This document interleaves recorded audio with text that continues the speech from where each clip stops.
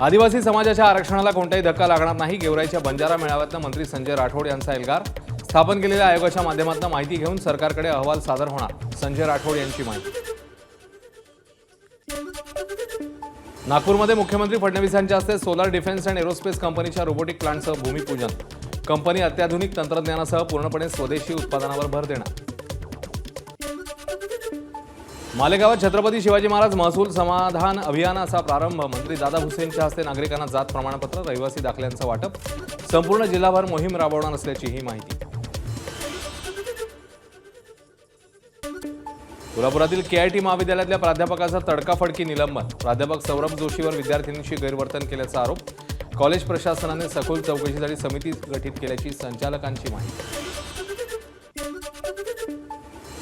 अहिल्यानगरच्या कर्जत श्रीगोंदा महामार्गावरील कोंभळी फाट्याजवळ चारचाकी आणि दुचाकी वाहनाचा भीषण अपघात. अपघातात जळगावच्या श्रावण पठारे नावाच्या तरुणाचा मृत्यू.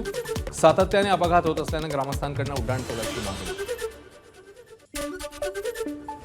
वाशिमच्या सावरगाव जिरे शेतशिवार परिसरातील 3.5 एकर जमिनीवर गहू जळून खाक. विद्युत तारेच्या घर्षणामुळे ठिणगी पडल्यानं शेती उपयोगी वस्तूंसह पिकांची राख रांगोळी.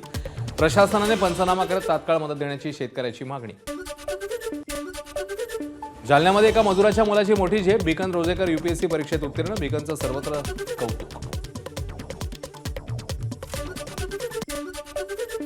जयपूरमध्ये रंगला भाजप आमदार प्रसाद लाड यांच्या मुलाचा लग्न सोहळा. संगीत सोहळ्यात बॉलिवूड अभिनेत्री शिल्पा शेट्टी आणि प्रसाद लाड यांचा डान्स.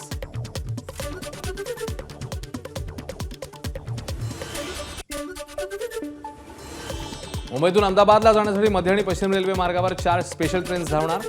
2020 विश्वचषक फायनल अहमदाबादमध्ये होणार असल्यानं रेल्वे प्रशासनाचा निर्णय.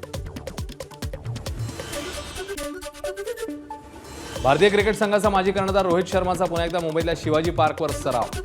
रोहितला पाहण्यासाठी चाहत्यांची गर्दी. पंतप्रधान मोदींनी इस्रायल सोडल्यावर इराणचा हल्ला करण्याचा निर्णय घेण्यात आला. इस्रायली परराष्ट्र मंत्री गिदोन सार यांचं वक्तव्य. तर मोदींनी इराणवरील लष्करी हल्ल्यांबाबत कुठलीही पूर्वसूचना मोदींना दिली नसल्याचं सार यांच्याकडनं स्पष्ट. एबीपी माझा, उघडा डोळे बघा नीट.